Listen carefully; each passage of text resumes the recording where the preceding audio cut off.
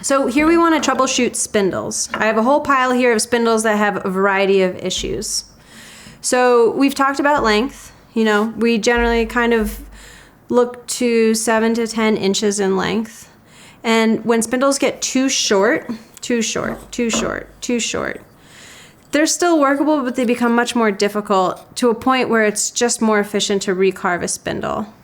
They're also a little bit harder to get into the string when your string has appropriate tension, and is something that you get to burn, put it back into the fire, and start again. We generally carve our spindles about 3/4 of an inch. This spindle is something that I would say is too thick, and generally I refer to them as broomsticks. So if it feels like it has like that broomstick quality, then this is something you're going to want to take down a little bit. And the reason for that is that it's just going to require less energy, less downward pressure out of you, and therefore we want to really kind of like always bring things back to what's the most efficient path forward. That being said, spindles can also be too thin, and therefore they have too much pressure per square inch, and you end up starting to just like drill through boards without being able to generate the right amount of friction that you need to produce that dust and coal. So too thick, too thin, there's a fine line of difference, and you'll pick up what that is. But 3/4 of an inch tends to be pretty spot on. Straightness is really important. And sometimes you're going to have some movement in the wood. You know, as you're carving, cedar can be very straight grained at times and then can have a little bit of flow throughout. And it's okay as long as each taper is in line. But if you see here, if this angle is showing appropriately, and I turn it like this, it has like this, the most subtle curvature in it. So it looks so good in so many ways, but really it has this curvature that says it's not straight.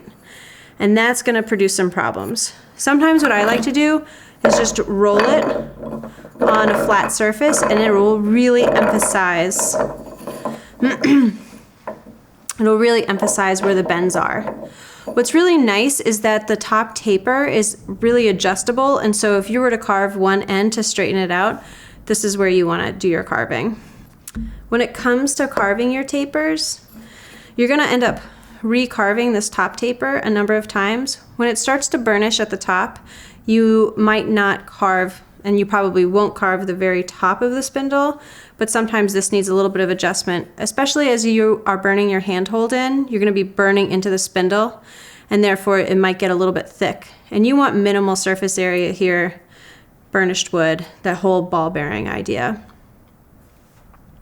With your short taper, I think it's really important to carve a line that's all in the same plane of existence. So what I like to do is run my knife. I hold my knife parallel, and I just give a light pressure and roll it, holding it perpendicular. And it gives me a guideline that's straight. And therefore, when I burn into my fireboard to create that socket, I'm burning the full circumference of the spindle in all at one shot. So I don't have this sort of like stepped and variable feature. This is really, I think, an important piece.